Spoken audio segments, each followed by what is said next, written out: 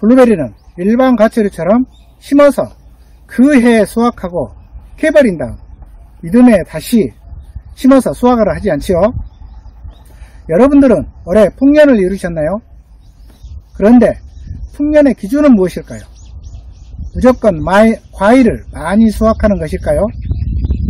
풍년이란 블루베리 품종에 따라 나무 한 그루가 올바르게 품질 좋은 과일을 키울 수 있는 적정 과일의 개수, 즉 수량이 정해져 있는데 그 적정 과일의 개수에 최대한 도달하게 과일을 생산해내는 것이 풍년이라고 하는데요.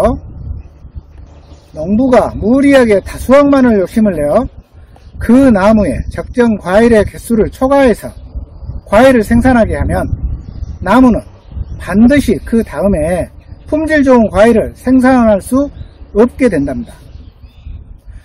해거리 때문에 들쑥날쑥한 과일 생산이 아닌 매년 지속적으로 좋은 과일을 지속적인 생산을 하고 싶으신 분들은 저와 함께 그 원리를 정확히 알아보러 출발해 볼까요? 안녕하세요, 베리들입니다. 블루베리 수확철을 맞이하여 모든 농가분들이 땀 흘리고 바쁜 시기입니다. 블루베리를 포함한 모든 과수는 나무 스스로가 그 해에 품질 좋은 과일을 생산할 수 있는 각각의 한계 수량들이 있는데요. 농부가 이를 무시하고 한계 수량을 초과해서 과일을 생산하게 되면 그 다음에 결실이 되지 않거나 과일이 작아지는 등 상품성이 크게 떨어지는 과일이 생산될 수가 있는데, 이러한 현상을 바로 해거리라고 합니다. 그래서 해거리는 모든 과수를 재배하는 농가들 입장에서는 아주 중요한 부분인데, 의외로 많은 분들이 이 해거리에 대해 정확히 알지 못하고 대처를 하지 못해서 안타까움이 많은 부분입니다.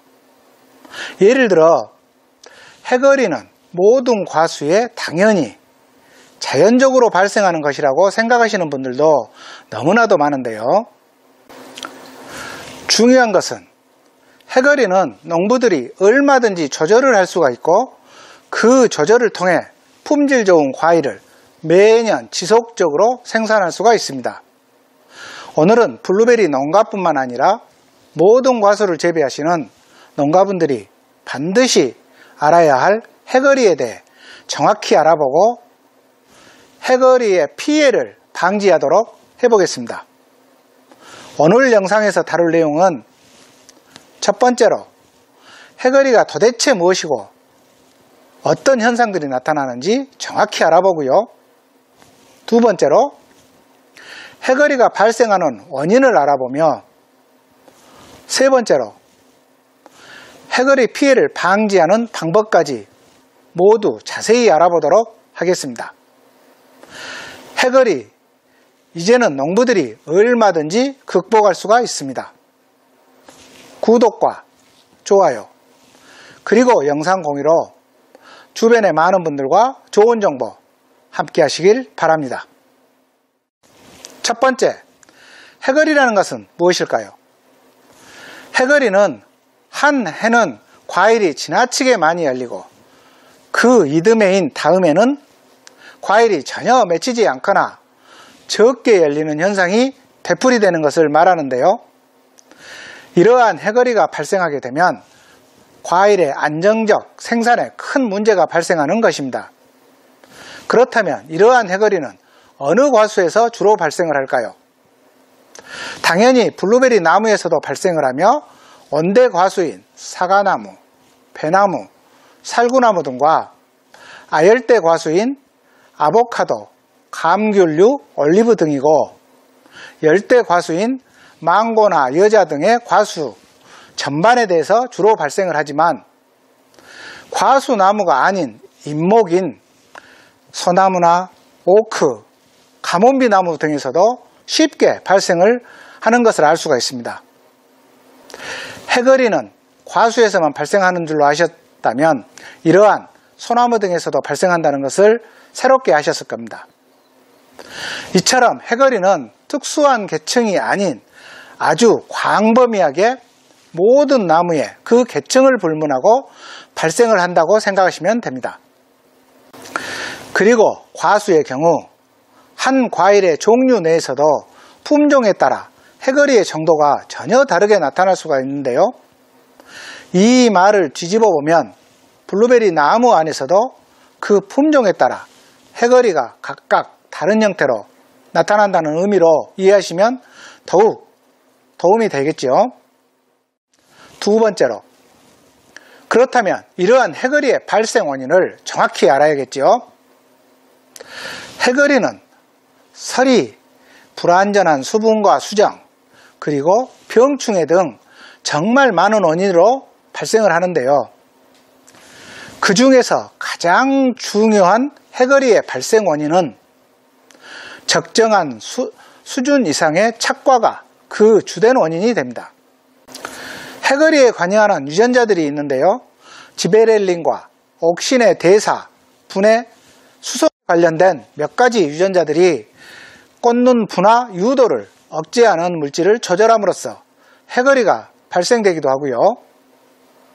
나무의 수채 및 여러 가지 농부의 잘못된 재배 방법이 그 요인이 되어 나타나기도 합니다.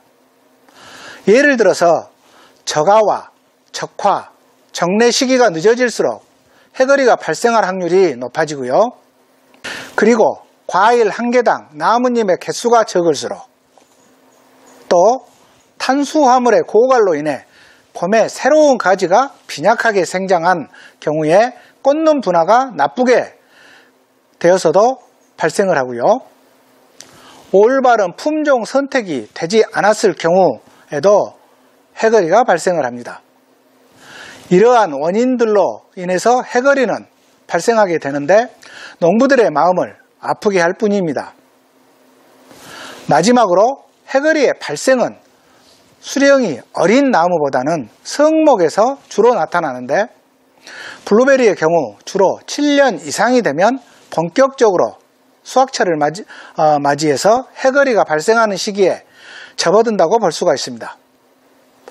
이 말은 블루베리의 최대 수확량이 나오는 시기부터 해거리가 본격적으로 발생할 수가 있기 때문에 그 피해가 더욱 크다는 말이 되겠죠. 그래서 농부들은 더욱 해거리에 정확히 이해하고 그 방제를 충분히 하셔야 됩니다. 이러한 원인들을 정확히 이해하고 살펴본다면 해거리는 블루베리뿐만 아니라 모든 과수에 자연적으로 발생하는 것이 아니라 그저 농부가 인내하고 참아야 하는 것이 아니라는 것을 여러분들은 아셨을 것입니다. 자, 그렇다면 이제는 이러한 해거리 피해를 방지하는 방법이 어떤 것들이 있는지 알아볼까요? 세 번째로, 해거리 피해 방지 방법에 대해서 알아보겠습니다. 과다 결실에 의해 꽂는 분화가 억제가 되면 해거리는 발생을 하므로 그 나무의 건강 상태와 수령 등을 반드시 농부가 정확하니 판단을 하고 고려를 해서 적절한 수준의 정례, 즉 꽃봉오리 솟기와 열매 솟기를 정확한 시기에 올바르게 실시하는 것이 가장 확실한 해거리 방지 방법이 되겠습니다. 여기서 첫 번째 중요한 팁 하나를 설명해 드리면, 제가 예전 영상에서 말씀드린 대로 해거리 방지 방법에는 열매 솟기보다는, 즉 착과가 된 과일의 속간에는 그 방법보다는 정례의 실시, 즉 꽃봉오리 솟기가 훨씬 더 효과적이라는 것을 여러분들이 꼭 기억해 주시고 현장에서 실시해 주시기 바랍니다. 두 번째 중요한 팁을 알려드리면, 그리고 꽂는 분화를 위해서 일정 수준 이상의 나뭇잎의 개수가 반드시 필요하며 예비 열매 가지인 착과되지 않은 가지를 남겨두는 것이 정말 중요한 포인트입니다. 이는 전정의 방법이 정말 중요하다는 것을 의미하겠지요. 원리에 입각한 올바른 전정이 왜 필요한지, 그리고 과학적 전정 방법은 전정 시기에 제가 더욱 자세히 시범을 통해 알려드리도록 하겠고요. 마지막으로 해거리 방지를 위한 화학물질 살포의 방법도 있는데 이는 여러분들에게 추천드리지 않는 방법입니다. 여러분들이 해거리에 대한 올바른 이해와 공부를 하셨다면 해거리는 화학물질이 전혀 필요가 없기 때문입니다. 즉 화학물질까지 동원해서 해거리를 방지할 필요가 없다는 말이 되겠죠. 올바르고 정확하게 재배된 품종을 기반으로 해서 해거리 원리를 공부를 하셔서 해거리의 피해로부터 해보시기 바랍니다.